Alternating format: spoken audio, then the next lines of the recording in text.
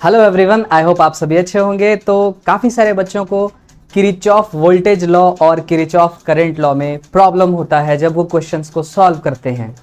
फिर जब इस प्रॉब्लम को दूर करने के लिए वो बुक की तरफ अपना रुख करते हैं तो बुक में देखते हैं किसी क्वेश्चन को किसी तरीके से करा गया है, किसी क्वेश्चन को किसी तरीके से करा गया है।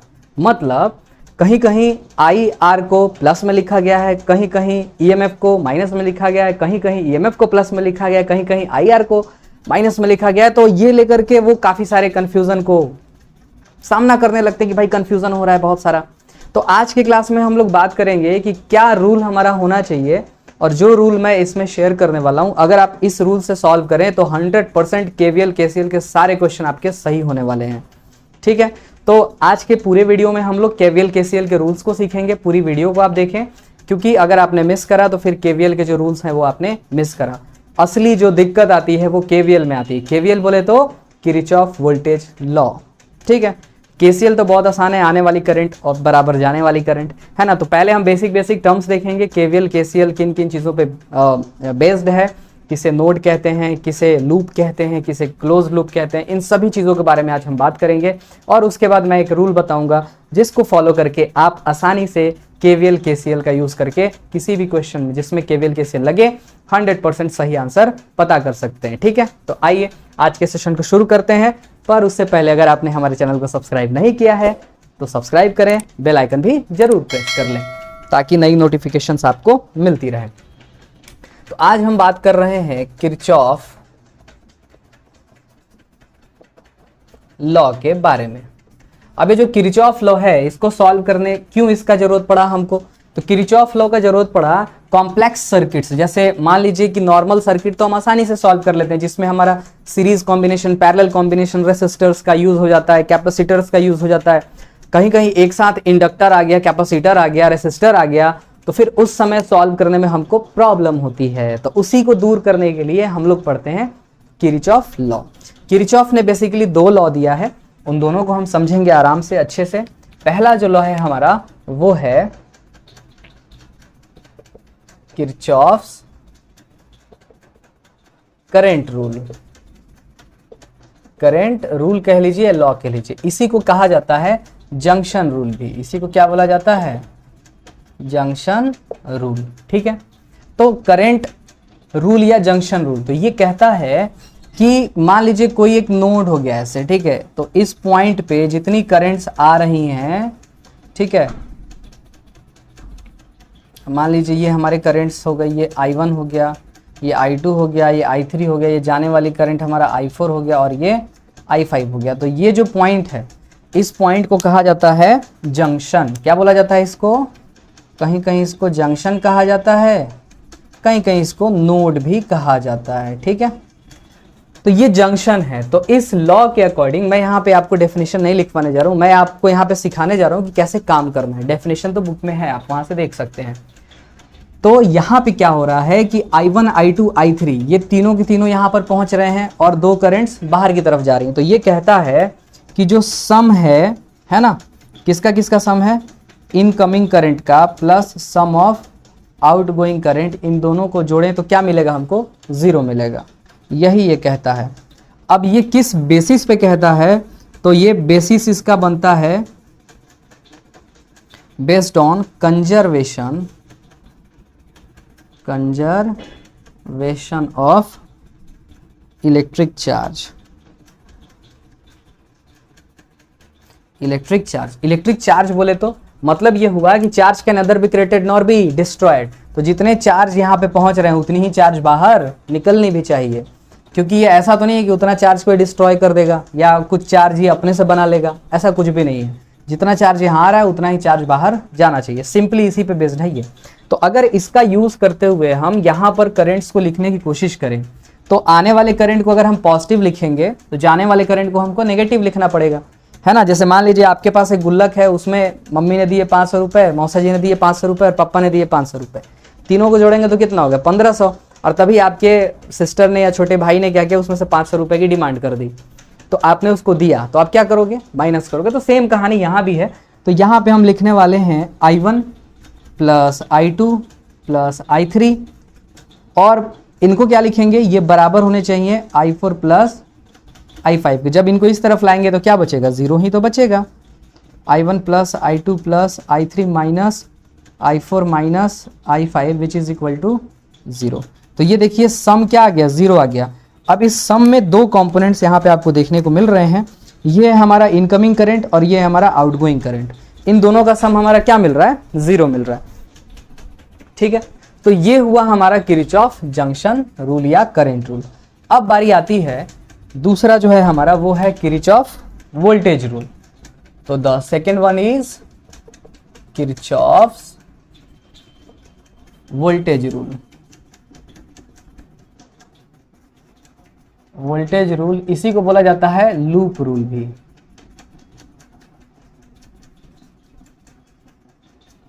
ठीक है, ये कहते हैं कि किसी भी लूप में या क्लोज्ड सर्किट में जितने भी पोटेंशियल ड्रॉप होते हैं, है ना, V का मतलब सारे पोटेंशियल ड्रॉप, वो 0 होते हैं। अब इसको समझने के लिए हमको पहले लूप समझना पड़ेगा। लूप किसे बोलते हैं, तो देखिए यहाँ पे मैं कुछ चीज़ें बना के दिखा रहा हूँ जिससे आपको समझ में आए। जैसे मान लीजिए हम लोगों ने कुछ क्वेश्चन करा था जिसमें ये ऐसे दिया जाए स्मॉल r कैपिटल R और ये हमारा E बोले तो EMF हो गया। अब यहाँ पे देखो ये है हमारा क्लोज लूप, इसको क्या बोलते हैं, क्लोज्ड सर्किट भी बोलेंगे और इसी को क्या बोलेंगे, लूप भी बोलेंगे। लेकिन अगर मान लो यही सर्किट हमारी इस तरीके से होती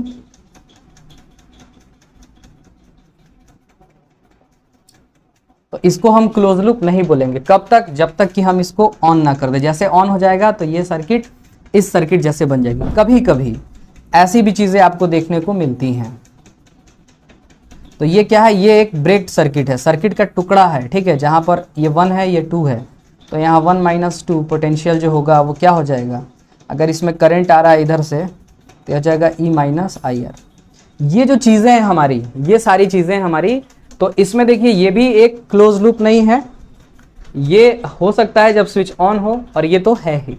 तो क्लोज और ओपन लूप का कहानी आपको समझ आया। अब देखो इसमें कुछ चीज़ें और आपको समझनी है। अच्छा, लूप के बाद अगर हम देखें ये जो है, ये बात किस बेसिस पर बोली गई कि V ऑल जो है वो 0 होगा। V ऑल का मतलब सारे पोटेंशियल ड्रॉप इस सर्किट में क्या हो जाए, 0 हो जाए। ये किस बेसिस पे है, तो ये किस पे बेस्ड होगा, तो ये बेस्ड है आपके कंजर्वेशन ऑफ एनर्जी पर। अब आप सोचेंगे कंजर्वेशन ऑफ एनर्जी कैसे, तो देखिए बैटरी एनर्जी दे रही है, बैटरी जितनी एनर्जी देगी वो एनर्जी कहाँ कहाँ जाएगा, इसके पास जाएगा और इसके पास जाएगा, है कि नहीं। तो जितना एनर्जी देगी बैटरी तो वो R खा जाएगा और ये छोटका R खा जाएगा। फिर दोनों को जोड़ेंगे तो क्या आ जाएगा, इसी के बराबर आना चाहिए। समझ आ रही है बात, जैसे आपने सीरीज में करा होगा ऐसे।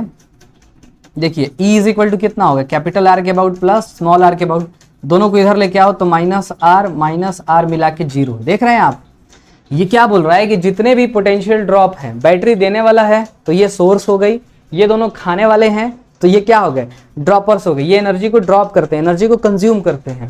तो जो एनर्जी देने वाली है और जो एनर्जी खाने वाले हैं, उन दोनों का सम मिला के क्या होना चाहिए, 0 होना चाहिए, है ना।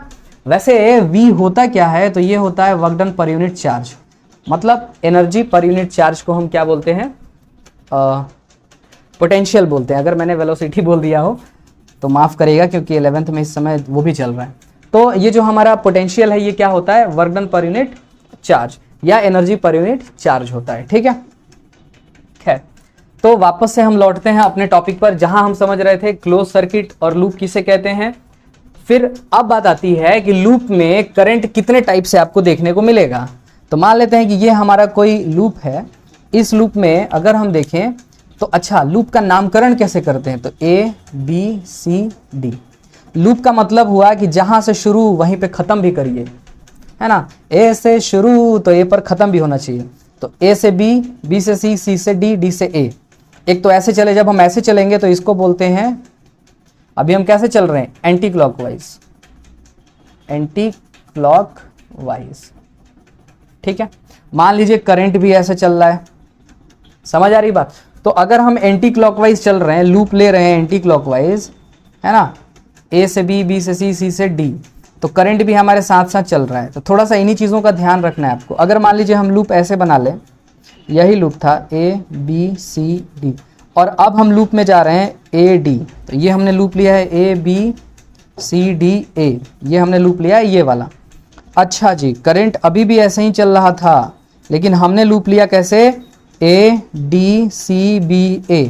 अब हम कैसे जा रहे हैं लूप में, तो लूप में हमारा जो पाथ है वो करंट के अपोजिट आ गया। अभी हम कैसे चल रहे हैं, क्लॉकवाइज। ठीक है, करंटवा का डायरेक्शन कैसा है, तो करंट एंटी क्लॉकवाइज, यहां भी करंट एंटी क्लॉकवाइज। तो दो सिचुएशन बन सकती हैं, कौन कौन सी, जब हम लूप में चलना स्टार्ट करें या जो लूप में जो पाथ हम फॉलो कर रहे हैं तो करंट हमारे साथ साथ आए। दूसरा क्या बन सकता है, जब हम लूप में चल रहे हों तो करंट हमारे क्या आए, अपोजिट में आए। इन दोनों को छोड़कर कोई और तरीका इसमें बनने वाला नहीं है। ठीक है, तो ये दोनों कंडीशंस बनते हैं। तो इन्हीं कंडीशंस को देखते हुए, क्योंकि लूप में हमारा जो मेन टारगेट है वो है रेसिस्टेंस हो सकता है, कैपेसिटर हो सकता है, इंडक्टर हो सकता है। ठीक है, तो उनके साथ हमको कैसे डील करना है, तो सबसे पहले हमने समझा कि ऑल जो है पोटेंशियल ड्रॉप वो जीरो होता है, मतलब कोई ड्रॉप हो, कोई देने वाला हो, सबका मिला के जीरो। फिर क्लोज लूप किसे कहते हैं, फिर हमने समझा कि लूप में हम कैसे चल रहे हैं, तो हम चलेंगे ABCDA। अब यहाँ पे दो सिचुएशन बन सकता है, या तो करंट हमारे साथ साथ चले या करंट हमारे अपोजिट चले। ठीक है, तो यहाँ तक आप नोट कर लीजिए, तब हम रूल्स को बताते हैं कि KVL को करने के लिए हमको कौन से रूल को फॉलो करना पड़ता है। ठीक है, अब हम रूल्स की तरफ चलेंगे। ठीक है, देखो KCL के लिए किसी भी रूल को याद रखने की कोई आवश्यकता नहीं पड़ती है, लेकिन वहीं पर KVL के लिए आपको रूल्स को याद रखना पड़ता है। ठीक है, तो आइए देखते हैं रूल्स क्या हैं हमारे पास। रूल्स फॉर KVL, इसी को शॉर्टकट में KVL लिखा जाता है। ठीक है, रूल्स क्या क्या है, तो पहला जो रूल बनेगा वो बनेगा जो पोटेंशियल ड्रॉप करते हो। ठीक है, तो फॉर रेसिस्टर्स, अब रेसिस्टर्स लगे होंगे, तो मान लीजिए रेसिस्टर ऐसे है और करंट इसमें ऐसे जा रहा है, ये R है। ठीक है, समझ आ रही है बात, और हमारा जो पाथ है वो ऐसे है, ये हमारा पाथ हो गया, ये करंट जा रहा है। अगर करंट हमारे साथ साथ, यहां पर सिचुएशन कैसा बन रहा है, करंट क्या है हमारे साथ साथ चल रहा है, तो अगर ऐसा होता है तो इस कंडीशन में जो इसके अबाउट ड्रॉप होता है पोटेंशियल, वो लिखा जाता है माइनस का IR। क्या लिखा जाता है, माइनस का IR। ठीक है, पहला रूल हुआ, बस आपको ऐसे याद रखना है। अगर मान लीजिए दूसरा केस बन गया, मार्कर हुए निकल गया, अगर मान लीजिए दूसरा केस बन गया, केस सेकंड, जहां पर ये अपना रेसिस्टर हो गया और करंट जो है वो ऐसे ही चल रहा है, लेकिन हमारा पाथ ऐसे हो गया। हमारा पाथ का मतलब हम लूप में कैसे चल रहे हैं इस बात से है। तो इस कंडीशन में देखिए करंट हमारे क्या है, अपोजिट, तो ये हमारे साथ साथ नहीं चल रहा है, ये हमारे अपोजिट में चल रहा है। जब अपोजिट में चलेगा तो हम जो पोटेंशियल ड्रॉप होगा इनके अबाउट, उसको क्या लिखेंगे, प्लस का IR। बस ये छोटी छोटी बातें आपको याद रखनी है। ये कहानी हमारी खत्म हो गई रेसिस्टर के लिए। अब हम समझेंगे बैटरी की कहानी। किसकी कहानी, बैटरी की। तो फॉर सेल, सेल के लिए बहुत ज़्यादा आपको टेंशन लेने की जरूरत नहीं है। सेल मतलब EMF E ले लेते हैं। तो अगर सेल में देखें तो मान लीजिए कि ये हमारी बैटरी हो गई ऐसे, ये बैटरी का प्लस और ये बैटरी का माइनस और ये E लगा हुआ है। हम रास्ते में ऐसे चल रहे हैं, ये हमारा पाथ। इस कंडीशन में बैटरी का कौन सा टर्मिनल लास्ट में मिल रहा है, तो लास्ट में देखो कौन सा टर्मिनल मिल रहा है, लास्ट में मिल रहा है नेगेटिव, तो हम यहाँ पे माइनस का E लिख देंगे। एकदम सिंपल है। अच्छा सर, अगर मान लीजिए कि ये हमारी बैटरी हो गई, ठीक है, ये प्लस और ये माइनस, और हम ऐसे चल रहे हैं, पाथ हमारा ऐसे है, तो इस कंडीशन में लास्ट में आपको कौन सा टर्मिनल मिल रहा है, पॉजिटिव वाला। जब आप ऐसे जाएंगे तो लास्ट में पॉजिटिव, इसमें करंट देखने की कोई ज़रूरत नहीं है। लास्ट में कौन सा मिला, पॉजिटिव, तो हम यहाँ पर चुपचाप बैटरी को प्लस लगा के E लिख देंगे। कोई दिक्कत, कोई समस्या? ये हमारा बहुत ही मतलब ये जो रूल है, ये 4 चीज़ों को आपको याद रखना है। इसके बाद कहानी खत्म। इक्वेशन बनाइए, उसके बाद इक्वेशन सॉल्व करना तो आप जानते ही हैं। एक बार मैं फिर से रिपीट कर दे रहा हूँ। यहाँ पर करंट हमारे रास्ते में हमारे साथ साथ चल रहा है, तो जब हमारे करंट हमारे साथ साथ चलता है तो माइनस का IR लिखेंगे रेसिस्टर के लिए। करंट हमारे अपोजिट तो प्लस का IR। बैटरी का जो टर्मिनल लास्ट में मिला, अगर माइनस का मिला तो माइनस के साथ ई, अगर प्लस का मिला तो प्लस के साथ ई, बस इतना ही रूल है। ठीक है, तो आप इसको नोट करें। आइए एक एग्जाम्पल लेके हम इनको समझने की कोशिश करते हैं। ठीक है, तो यहाँ पे मैं बहुत ही साधारण एग्जाम्पल लेने जा रहा हूँ, अगले वीडियोस कुछ बना करके मैं इन पे और भी क्वेश्चंस लूंगा। ठीक है, तो एक साधारण सा एग्जाम्पल लेते हैं जिससे आपको समझ में आ जाए कि आखिर काम कैसे करता है ये। ठीक है, तो रूल्स में लिखा रहने देता हूँ, उसके बाद अपन सॉल्व करते हैं। बहुत ही बेसिक सा क्वेश्चन लेते हैं, एग्जाम्पल। ठीक है, मान लीजिए कि यहाँ पे आपको बैटरी मिल गई, ये रेसिस्टर हो गया, ये भी हो गया, एक बैटरी यहाँ पे लगी हुई है ऐसे। ठीक है, तो ये हो गया मान लीजिए 1 ओम का, ये हो गया 10 वोल्ट की बैटरी, ये 2 ओम, ये 2 ओम और ये 5 ओम का रेसिस्टर। ठीक है, ये कितना हो गया, बैटरी हमारी 5 वोल्ट की, ये हो गया हमारा 2 ओम, ये हो गया 1 ओम और यहाँ पर हो गया 2 ओम का। ये ऐसे हमको गिवन है सर्किट। ठीक है, इसमें हमसे पूछ रहा है find current through each branch. अच्छा सर, नोड तो हमको समझ में नहीं आया, नोड आपने कैसे कहा? तो देखिए, नोड की जो बात आती है या जंक्शन की, तो यहाँ पे देखो जंक्शन बन रहा है, देख रहे हो 3 वायर से मिल रहे हैं, तो इसको बोला जाता है जंक्शन, अगर हम केसीएल वाला कॉन्सेप्ट याद करें तो। अब देखो इसमें करंट दिया नहीं है, तो करंट हमको अपने से लेना पड़ेगा। ठीक है, ये भी एक आर्ट होता है करंट लेने का, जिसमें हमारा करंट लॉ जो है वो फॉलो होना चाहिए। तो आइए देखते हैं। अब एक कॉमन सा सेंस लगाएं तो यहाँ से करंट निकलेगी, मान लेते हैं इसको I1, वो करंट इसमें जाएगी और वापस इसमें क्या आनी चाहिए, I1 आनी चाहिए अकॉर्डिंग टू चार्ज कंजर्वेशन। बढ़िया है सर। अच्छा, एक ये भी करंट फ्लो कराएगा, तो ये करा दिया I2, तो यहाँ पर I1 भी पहुंच रहा है, I2 भी, तो इस वाले ब्रांच में I1 प्लस I2 पहुंच रहा है, क्योंकि यहाँ से I1 आया, यहाँ से यहाँ से I1 गया, यहाँ से I2, तो इसमें कितना फ्लो कर रहा होगा, I1 प्लस I2। वापस से इसमें कितना जा रहा है, I2, इसमें कितना आ रहा है, I1। ये हमारा करंट का डिवीजन हो चुका है अच्छे से। अब हमको लूप लेना है, तो लूप अगर हम लेना चाहें तो हम नामकरण कर देते हैं, इसको कह देते हैं A, इसको कह देते हैं B, ये C है, ये D है, ये E है और ये F है। तो हमको यहाँ पर देखिए 2 वेरिएबल्स हैं, I1 और I2, then we have to take 2 loops, हमको 2 लूप लेना पड़ेगा क्योंकि 2 वेरिएबल है, 2 इक्वेशन बना के दोनों को सॉल्व करना पड़ेगा। तो आइए पहला हम लूप लेने जा रहे हैं A F C B, आप कैसे भी ले सकते हैं, कोई दिक्कत वाली बात नहीं है। तो हमने यहाँ पे लिया loop A F C B A, ये हमने लूप ले लिया A F C B A, मतलब लूप में हम ऐसे चल रहे हैं। तो चलिए A से F में एक रेसिस्टर है, क्या करंट हमारे साथ साथ है, बिल्कुल ये 2 ओम का था, क्या करंट हमारे साथ साथ है, यस, तो साथ साथ के लिए माइनस का IR, तो माइनस का I मतलब I1 है और R का मतलब 2, तो माइनस का 2 I1। ओके, क्या करंट हमारे साथ साथ है F से C में, बिल्कुल सर, तो माइनस का 5 I1 plus I2, very good. क्या करंट हमारे साथ साथ है, यस सर, तो माइनस का 2 I1।